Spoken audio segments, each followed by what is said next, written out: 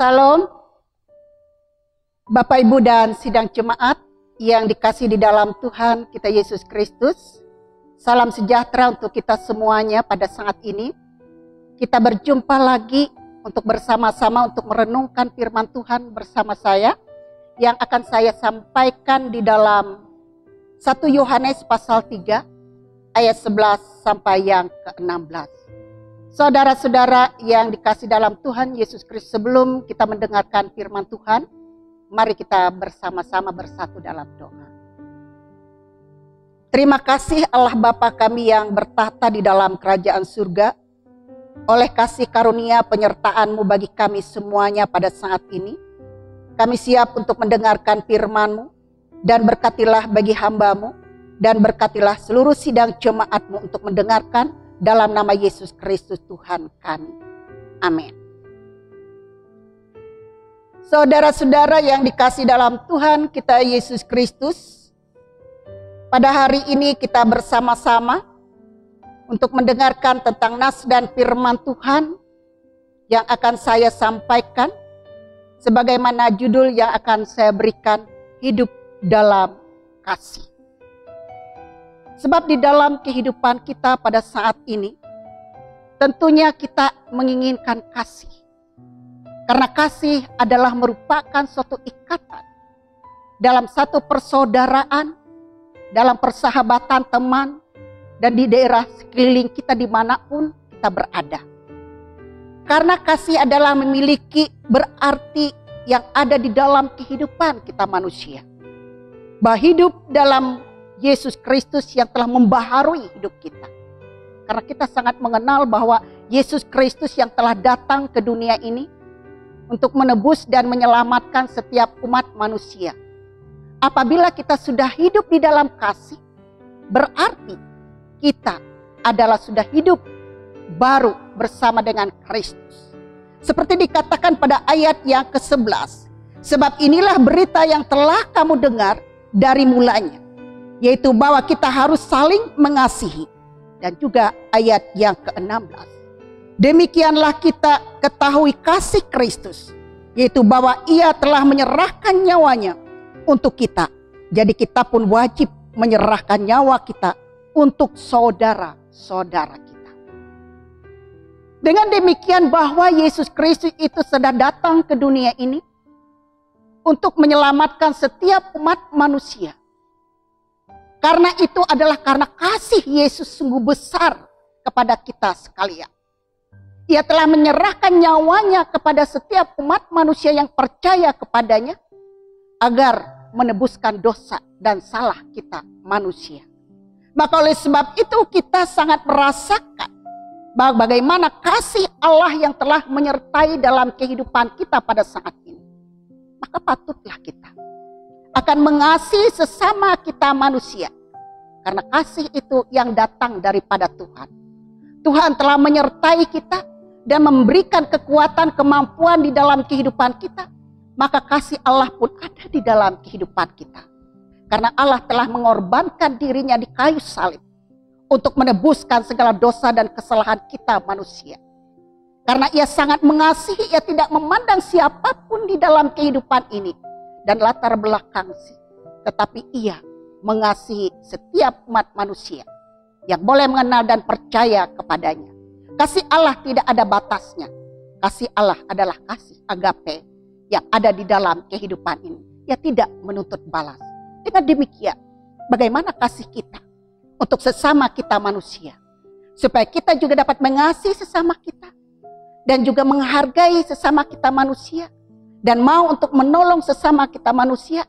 Itu artinya bahwa kita mempunyai kasih. Dan kita dapat mengasihi diri kita dan juga mengasihi orang lain. Apabila kita dapat merasakan dalam kehidupan itu ada sukacita dan kegembiraan, bahkan kita dapat menyenangkan hati orang lain. Supaya orang lain dapat merasakan kasih. Karena Yesus adalah kasih yang sungguh luar biasa yang terjadi di dalam kehidupan kita pada saat ini. Ia telah mengorbankan segala sesuatu yang ada pada kita.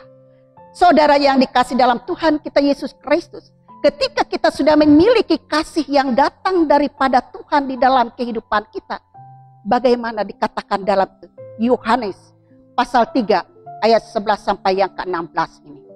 Jelas, yang mengatakan supaya orang memiliki kasih, jangan adalah kita saling ada membenci, iri, dengki, dan dendam dalam kehidupan kita.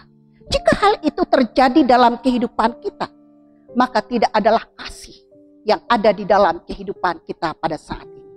Karena kasih itu yang dikatakan dalam kehidupan kita adalah melakukan yang terbaik dalam kehidupan sesama kita. Jangan seperti Kain dikatakan ayat 12. Bukan seperti Kain yang berasal dari si jahat dan yang membunuh adiknya. Dan apakah beban ia membunuhnya? Dan sebab segala perbuatannya jahat dan perbuatan adiknya benar. Dan kemudian ayat yang ke-15. Setiap orang yang membenci saudaranya adalah seorang yang pembunuh manusia. Dan kamu tahu bahwa tidak ada seorang yang pembunuh yang tetap memiliki hidup yang kekal di dalam dirinya. Hal inilah yang tidak diinginkan. Maka oleh sebab itu Yesus datang kepada kita supaya kita dapat dikuatkan dan dimampukan supaya saling mengasihi satu dengan yang lain. Tidak ada rasa kebencian, tidak ada rasa egois, dan kita saling membantu dan menolong. Janganlah kita ada rasa dendam seperti Kain yang mempunyai suatu keinginan untuk membunuh adiknya. Kenapa? Karena ia adalah merasakan dendam, ia merasakan iri, ia merasakan kedengkian di dalam kehidupan terjadi karena persembahan Kain yang diterima oleh Allah, tapi persembahannya tidak diterima. Maka timbullah perasaan iri dan dengki dalam kehidupan. Apabila hal ini terjadi di dalam kehidupan kita pada saat ini, berarti kita belum memiliki kasih yang sesungguhnya di dalam kehidupan kita. Maka kita adalah orang-orang yang masih berada di dalam kekuasaan kegelapan dosa ataupun dikuasai oleh si jahat. Jahat itu akan menguasai hati manusia untuk berbuat kebencian. Oleh karena dosa itulah yang mengarungi hidup kita sehingga kita selalu melanggar keinginan dan kehendak Allah. Bapak, Ibu, dan Saudara, dari nas ini bagi kita bagaimana kita kasih kita yang sesungguhnya yang kita perbuatkan dan kita lakukan dalam kehidupan kita supaya kita tidak memandang siapapun yang akan kita kasihi dan siapapun yang kita lakukan pertolongan dengan penuh kesetiaan daripada Tuhan. Karena kasih yang dikatakan oleh Rasul Paulus kepada kita dalam 1 Korintus pasal 13 ayat 1 sampai 5, ia kata, sekalipun aku dapat berkata-kata dengan semua bahasa manusia dan bahasa malaikat, tapi jika aku tidak mempunyai kasih, akan sama dengan gong yang berkumandang dan canang yang gemerincing. Dan sekalipun aku mempunyai karunia untuk bernubuat, dan aku mengetahui segala rahasia dan memiliki seluruh pengetahuan, dan sekalipun memiliki iman yang sempurna untuk memindahkan gunung dikatakan, tapi jika aku tidak mempunyai kasih, aku sama sekali tidak berguna. Sekalipun aku membagikan segala sesuatu yang ada padaku, bahkan menyerahkan tubuhku untuk dibakar, tapi jika aku tidak mempunyai kasih, sedikit pun tidak ada faedahnya bagiku. Karena kasih itu adalah sabar. Kasih itu murah hati. Ia tidak cemburu. Ia tidak megah diri dan tidak sombong. Jadi ia tidak melakukan yang tidak sopan dan tidak mencari keuntungan diri sendiri. Tidak pemarah dan tidak menyimpan kesalahan orang lain. Itulah yang sebenarnya kasih yang sesungguhnya yang dapat dimiliki oleh kita bersama-sama pada saat ini. Kasih itu akan membuat kita lebih memahami hidup di dalam Yesus Kristus yang telah memilih kita dan dapat menyertai akan dalam kehidupan kita. Ketika kita mengasihi sama kita, bahkan kita dapat melakukan dalam kehidupan kita dengan sungguh kesetiaan kepada Tuhan, maka akan menyenangkan hati Tuhan dan juga akan menyenangkan hati sesama kita manusia. Baik di tengah-tengah keluarga, di gereja, masyarakat, dan sekitar kita.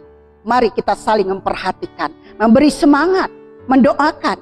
Karena kasih bukan sekedar kata-kata saja, tetapi kasih adalah dengan perbuatan yang sungguh-sungguh dapat kita lakukan. Maka kasihlah, dikatakan Tuhan Allahmu dengan segenap hatimu, dengan segenap jiwamu, dengan segenap akal budimu. Itulah kasih yang sesama manusia dalam diri kita sendiri. Dan di dalam Matius pasal 22 ayat 27 sampai yang ke-29 adalah tetaplah kita mengasihi seperti apa yang dilakukan oleh hukum Taurat. Karena orang-orang yang percaya di dalam Yesus, ia melakukan menjadi manusia baru di dalam kehidupan ini. Seperti tema bulan ini menjadi teladan dalam tanggung jawab. Maka hiduplah kita dalam kasih untuk meneladani Kristus supaya kita dapat bertanggung jawab dalam perbuatan, pikiran, dan perkataan kita untuk mengasihi sama dan lebih bagi Tuhan. Amin. Mari kita berdoa. Terima kasih Allah Bapa di surga. Engkau telah menyertai kami semuanya pada saat ini. Kami sudah mendengarkan akan firman-Mu. Kiranya firman yang sudah kami dengarkan, boleh kiranya kami jalani dalam kehidupan kami. Dengan sungguh-sungguh, dengan kasih dan setia yang kekal, yang datang daripada Tuhan yang menyertai kami semuanya. Amin.